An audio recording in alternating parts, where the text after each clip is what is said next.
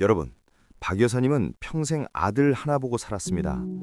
남편도 없이 시장에서 굳은 일 마다치 않고 아들을 키울 때 박 여사님의 유일한 훈장은 우리 아들 효자네라는 소리였습니다. 실제로 아들은 번듯한 직장에 다니며 어머니 환갑되는 유럽 여행을 보내드리고 동네 사람들에게 소고기를 쏘며 어머니의 어깨를 으쓱하게 해주던 자랑스러운 아들이었습니다. 그런데 어느 날부터인가 아들의 안부 전화가 눈에 띄게 짧아졌습니다. 용돈은 제 날짜에 들어오지 않았고 가끔 들르는 아들의 얼굴은 사색이 되어 있었습니다.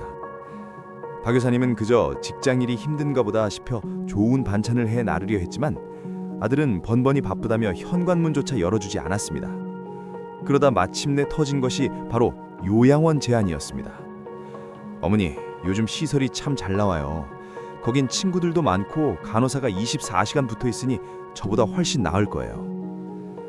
아들의 입에서 그 말이 나오는 순간 박 여사님은 심장이 멈추는 것 같았습니다. 내가 너를 어떻게 키웠는데 이제 늙고 병드니 나를 치워버리려는구나. 박 여사님은 울며불며 아들의 뺨을 때렸고 아들은 죄인처럼 고개를 숙인 채 아무 말도 하지 못했습니다. 하지만 며칠 뒤 박 여사님은 아들의 집을 예고 없이 방문했다가 거실 한복판에 주저앉고 말았습니다. 아들의 집 현관문에는 최종 압류 빨간 딱지가 덕지벅지 붙어 있었고 거실 바닥에는 아들이 며칠은 굶은 듯한 초췌한 모습으로 멍하니 앉아 있었습니다. 알고 보니 아들의 회사는 부도가 났고 아들은 어머니의 수술비와 약값을 대기 위해 사채까지 끌어쓰다 결국 파산 직전에 몰려 있었습니다. 아들이 요양원 봉투를 건넸던 건 어머니를 버리기 위해서가 아니었습니다. 자신이 길거리에 나앉게 될 상황에서 어머니만이라도 끼니를 거르지 않고 따뜻한 곳에서 보호받게 하고 싶었던 아들의 처절한 마지막 효도였던 것입니다. 박 여사님은 무너진 아들의 등을 끌어안고 피눈물을 흘렸습니다. 미안하다, 내 새끼야. 네가 이토록 무너지고 있는 줄도 모르고 내 서운함만 챙겼구나. 여러분, 박 여사님이 마주한 이 비극적인 진실은 오늘날 우리 사회의 어두운 단면이기도 합니다. 효도는 자식의 인품만으로 완성되는 것이 아닙니다. 자식의 삶이 평안하고 곳간에 여유가 있을 때 비로소 효도라는 꽃이 피는 법입니다. 자식의 삶이 폭풍 속에 휘말려 있는데 그 나뭇가지에 대고 왜 꽃을 피우지 않느냐고 다그치는 것은 얼마나 잔인한 일입니까? 조선시대에도 이와 똑같은 비극이 있었습니다. 우리는 흔히 부모를 내다버리는 고려장을 자식의 폐륜으로만 기억합니다. 하지만 야사의 기록을 뒤져보면 그 비정한 선택의 이면에는 차마 말로 다 할 수 없는 자식의 통곡과 부모의 숭고한 결단이 숨어 있습니다. 흉년이 들어 마을 사람 전체가 흙을 파먹고 죽어가던 시절, 자식은 굶어 죽어가는 제 새끼를 차마 부모에게 보여줄 수 없어서 부모는 자식의 밥그릇을 하나라도 더 채워주기 위해 서로의 손을 놓아야 했던 시절이 있었습니다. 오늘 이야기할 조선의 정선비 또한 고을에서 손꼽히는 효자였습니다. 그런 그가 왜 늙은 아버지를 등에 업고 깊은 산속 인가도 없는 암자로 향해야만 했을까요? 그리고 그 아버지는 자신을 버리러 가는 아들의 등 위에서 왜 끊임없이 나뭇가지를 꺾어 길에 뿌렸을까요?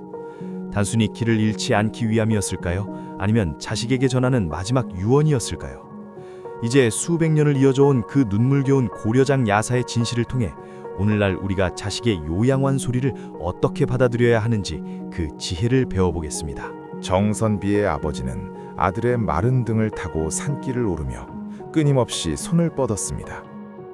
앙상한 손가락 끝으로 길가에 돋아난 진달래 나뭇가지를 꺾고 바닥에 떨어진 잣나뭇잎을 훑어 자신이 지나온 자리에 조용히 내려놓았습니다. 아들은 아버지가 산행이 무서워 무언가 붙잡으려 하시는 줄로만 알았습니다. 한 걸음 옮길 때마다 거칠게 몰아쉬는 아들의 숨소리에 아버지는 눈물을 훔치며 속삭였습니다. 아들아, 조금만 더 가면 된다. 거의 다 왔다. 마침내 인적 없는 깊은 산속 다 쓰러져가는 암자 앞에 아버지를 내려놓은 정선비는 차마 고개를 들지 못했습니다. 아버지는 아들의 거친 손을 꼭 잡으며 말씀하셨습니다. 이제 내려가거라. 네 처자와 자식들이 너만 기다리고 있지 않느냐. 나는 여기서 부처님 모시며 편히 살 테니 너는 뒤도 돌아보지 말고 가거라. 아들은 피눈물을 흘리며 산을 내려오기 시작했습니다. 해는 이미 뉘엿뉘엿 지고 산속은 칠흑 같은 어둠과 짐승의 울음소리로 가득했습니다. 아들은 길을 잃을까 두려워 허둥대다 발을 헛디뎠습니다. 그때 달빛 아래 하얀 눈이로 점점이 흩어진 부러진 나뭇가지들이 보였습니다. 아버지가 올라오며 꺾어두었던 바로 그 가지들이었습니다. 아들은 그 자리에 주저앉아 통곡했습니다. 아버지는 자신이 버려지는 그 순간에도 홀로 내려갈 아들이 어두운 산길에서 길을 잃고 짐승에게 해를 입을까봐 자신의 마지막 기력을 다해 길잡이를 남겨두신 것이었습니다. 아들아, 이 나뭇가지를 따라가면 네가 살던 집이 나올 것이다. 가서 살거라. 살아서 네 자식들을 건사하거라. 그것은 아버지가 아들에게 남긴 소리 없는 유언이자 미안해하지 말라는 용서의 표식이었습니다. 정선비는 그 나뭇가지 길을 따라 내려오며 깨달았습니다. 아버지를 산에 모신 것은 자신이 아버지를 버린 것이 아니라 아버지가 자신을 살리기 위해 스스로 제물이 된 것임을 말입니다. 아버지는 아들에게 죄책감 대신 살아야 할 길을 열어주셨습니다. 시청자 여러분, 박 여사님의 아들이 내민 요양원 봉투와 야사 속 아버지가 꺾어놓은 나뭇가지는 결국 같은 의미입니다. 그것은 살아남은 자들이 계속해서 살아가야 한다는 간절한 생존의 외침입니다. 많은 시니어가 자식의 요양원 소리에 어떻게 나한테 이럴 수 있나 라고 배신감을 느낍니다. 하지만 한 번만 더 깊게 생각해 보십시오. 자식이 그 말을 꺼내기까지 얼마나 많은 밤을 홀로 술잔을 기울이며 괴로워했겠습니까? 자신의 무능력을 탓하며 부모 앞에 무릎 꿇고 울고 싶은 마음을 억누르며 차마 가난해서 못 모시겠다는 말 대신 시설이 좋다는 비겁한 핑계를 대야 했던 자식의 마음을 말입니다. 노년의 진정한 품격은 여기서 나옵니다. 자식의 형편을 모른 척하며 끝까지 효도를 강요하는 부모는 자식과 함께 침몰하지만 자식의 나뭇가지를 기꺼이 받아들여주는 부모는 자식의 인생을 구원합니다. 만약 자식이 조심스럽게 요양원 이야기를 꺼낸다면 서운해하기 전에 자식의 눈을 똑바로 보십시오. 그 눈 속에 담긴 절박함을 읽어내십시오. 그리고 야사 속 아버지처럼 인자하게 웃으며 이렇게 말씀해 주십시오. 그래, 잘 생각했다. 나도 이제 너희 눈치 안 보고 편히 지내고 싶구나. 네 걱정 말고 네 집이나 잘 챙겨라. 나는 여기서 내 인생의 마지막 휴가를 즐기련다. 이 한마디가 자식의 평생 죄책감을 씻어주고 당신을 버려진 노인이 아니라 자식을 살린 거룩한 어른으로 만듭니다.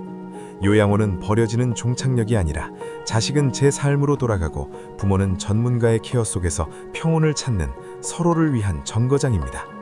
자식을 진정 사랑하신다면 마지막 순간에 자식의 짐을 덜어주는 큰 어른의 길을 택하십시오. 그것이 바로 우리가 이 시대를 당당하게 살아가는 노년의 진짜 지혜입니다. 오늘의 노년 야사가 여러분의 무거운 마음을 조금이나마 씻어주었기를 바랍니다.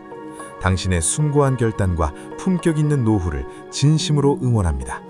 구독과 좋아요는 저에게 큰 힘이 됩니다. 감사합니다.